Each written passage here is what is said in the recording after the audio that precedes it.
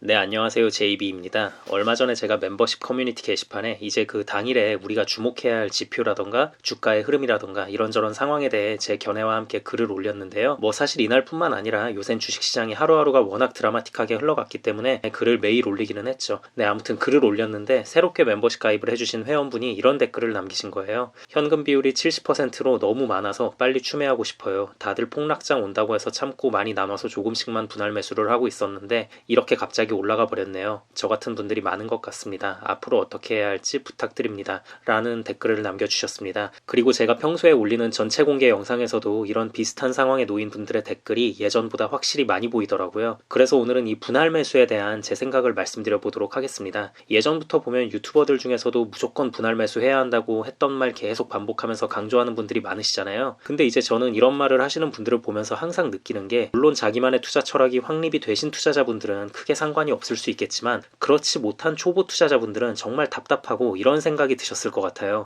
그래, 분할 매수? 알겠어. 오케이. 그렇지. 딱 들어도 한 번에 몰빵 투자는 위험하지. 자, 그런데 그럼 몇 분할로 해? 도대체 어느 정도로 나눠야 이게 안정적인 분할 매수라는 거야? 그러니까 유튜버 분들이 사람들한테 분할 매수의 중요성에 대해 강조하는 것까지는 좋은데 정확한 가이드라인을 수치로 말을 안 하다 보니까 이게 듣는 입장에선 정말 답답할 수 있을 것 같다는 생각이 들더라고요. 10분할, 50분할, 100분할, 뭐 바닥까지 박박 긁어서 계속 다 살 수 있어야만 한다는데, 그리고 주가는 감히 예측할 생각하지 말라고 하는데 그럼 막 한 3년 동안 계속 살 수 있게끔 한 200분할 넘게까지 도 염두를 해둬야 하나? 이런 부분들을 시원하게 말을 안 해주니까 여러분들 입장에선 너무 답답하잖아요. 그래서 이제 이 부분에 대해서 몇 분할이 좋을 것 같다는 제 개인적인 의견을 한번 이번 영상에서는 밝힐 예정이고요. 주식시장에서 당연한 진리로 여겨지고 있는 이 분할 매수라는 게 과연 마냥 좋기만 한 것일까에 대한 저의 생각을 이야기해보겠습니다. 이건 결론부터 말씀드리자면 저는 극단적인 분할 매수, 즉 안정성을 추구한답시고 너무 과하게 쪼개서 사는 것은 오히려 안 좋다라는 입장인데요. 이렇게 생각하는 이유를 말씀드리고, 제가 생각하는 이상적인 분할 매수 방식, 그러니까 극단적인 분할 매수만큼은 아니지만 그래도 안정성도 어느 정도 챙기면서 수익성도 나름 만족할 수 있는 방식에 대해 얘기를 해드리겠습니다. 사실 제가 작년에 이와 비슷한 내용의 영상을 한번 올린 적이 있습니다. 당시에도 많은 분들이 제 의견에 공감을 해주셨고요. 그런데 요즘 들어 다시 이 부분에 대해 고민하시는 분들이 늘어난 것 같아서 요즘 주식시장 상황에 맞춰서 다시 이렇게 영상으로 제작하게 됐습니다. 뭐 일종의 리마스터 영상이라고 생각하고 봐주시면 될 것 같습니다. 자, 우선 무조건 안정성만 추구하는 극단적인 분할 매수가 안 좋은 이유에 대해서 말씀을 드려볼게요. 이게 되게 웃긴 부분인데요. 너무 안정성을 추구하는 분할 매수를 계획하면 오히려 역설적으로 안정성을 추구하기 위해 시작한 분할 매수 때문에 그 위험하다는 포모의 유혹에 굉장히 쉽게 빠질 수가 있어요. 그리고 시간도 굉장히 오래 걸려서 그 시간을 견뎌내기가 굉장히 힘듭니다. 자, 극단적인 분할 매수라고 하면 정말 잃을 수가 없는,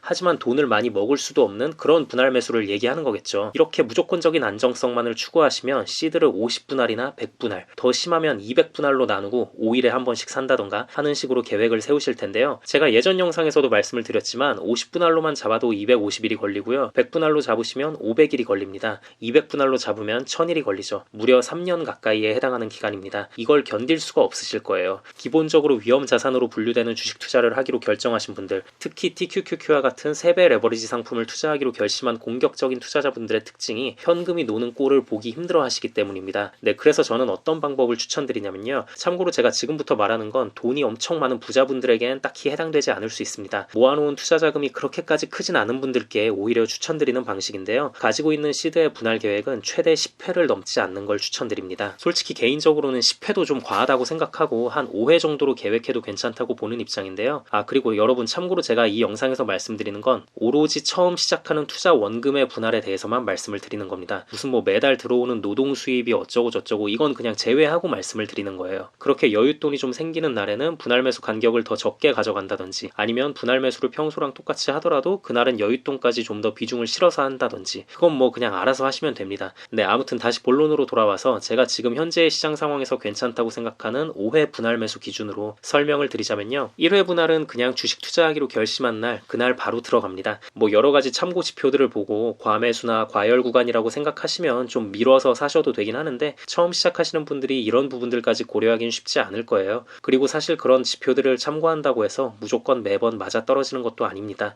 예를 들면 요즘 보면 피어 앤 그리드 지수도 완전 그리드 쪽으로 넘어온 지 꽤 됐는데 이쯤 되면 빠져야 되는데 안 빠지고 계속 올랐잖아요. 그러니까 그냥 첫 분할 매수 시점은 언제가 됐건 바로 들어가시고요. 자, 그럼 이제 우리가 현금이 80%가 남은 거잖아요. 그 다음에 바로 의미 있는 폭락이 나온다면 추가 매수를 더 싸게 할 수 있으니 좋겠지만 만약 그게 아니라면 최대 한 달을 기다려 봅니다. 한 달이란 기간도 개인에 따라서는 굉장히 길게 느껴지실 수 있다는 거 알아요. 근데 그래도 최소 한 달은 기다려 보시는 걸 추천드립니다. TQQQ 기준으로 제가 생각하는 폭락의 기준은 첫 매수 때 진입한 본인의 평단가 기준 마이너스 30%입니다. 더 보수적으로 잡으실 분들은 마이너스 40%로 매수 시점을 잡으셔도 되고 그 이상으로 잡으셔도 되겠죠. 아무튼 이렇게 30-40%의 폭락을 기다리다가 그 폭락이 오면 바로 두 번째 분할 매수 들어가시고요. 근데 막상 생각보다 이게 잘 안 온다 싶으면 그냥 한 달 지난 시점에 당시의 주가가 내가 진입한 평단가보다 높든 낮든 신경 쓰지 말고 그냥 삽니다. 이렇게 되면 이제 총 두 번에 걸쳐서 40%의 원금이 들어간 거잖아요. 이렇게 두 번의 분할 매수를 마치고 나면 이때부터는 최소 3개월을 기다립니다. 역시나 추가 매수 타이밍은 TQQQ 기준 30-40%의 폭락입니다. 일단 지금 40%의 현금이 들어간 상태인데 내가 포모를 계속해서 느끼고 있는지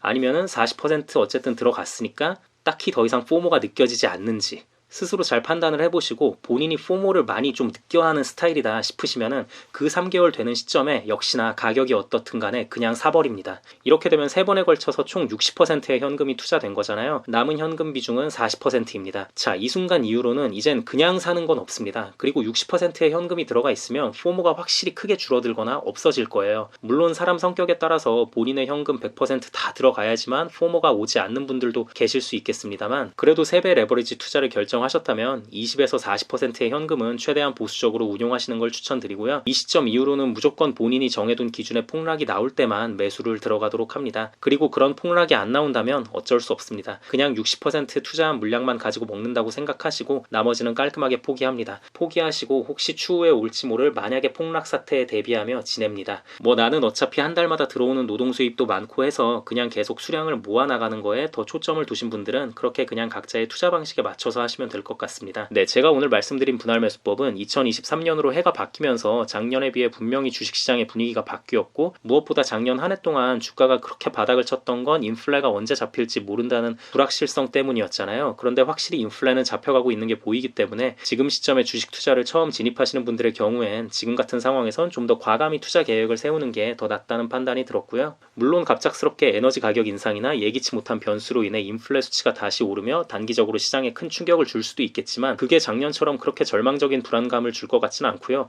그리고 경기 침체에 대한 불안함도 여전히 시장에 존재하긴 하지만 그렇다고 그 하락폭이 인플레를 걱정하던 작년만큼 클 것 같진 않다는 생각입니다. 아무리 높게 쳐줘봐야 작년 말 최저점이라고 생각을 하고요. 그렇기 때문에 과감하게 5분할로 진행해도 나쁘지 않겠다는 판단이 들었습니다. 만약 제가 지금 영상을 찍고 있는 시점이 인플레에 대한 불확실성이 여전히 극도로 남아있는 작년이었다면 최소 10분할로 분할 매수 계획을 잡으라고 말씀드렸을 것 같습니다. 네, 아무튼 다시 한번 말씀드리자면 꼭 제 말이 맞으니 이렇게 하라는 얘기가 아니라 만약 제가 여러분들의 입장이라면 새로 진입하는 여러분들의 입장이라면 이렇게 분할 매수 계획을 짤 것이라는 점 말씀드렸고요. 참고하실 분들은 잘 참고하셔서 투자 계획 잘 세우셨으면 좋겠습니다. 그럼 오늘도 새롭게 멤버십 가입해주신 분들이 많이 계셔서 감사 인사드리고 마무리하도록 하겠습니다. 리찰스님 맥도날드 멤버십 가입 감사드립니다. 박JM님 맥도날드 멤버십 가입 감사드립니다. 슈퍼맨님 스타벅스 멤버십 가입 감사드립니다. 하늘개미님 스타벅스 멤버십 가입 감사드립니다. JC엄님 스타벅스 멤버십 가입 감사드립니다. 금댕이님 스타벅스 멤버십 가입 감사드립니다. 지창엽님 스타벅스 멤버십 가입 감사드립니다.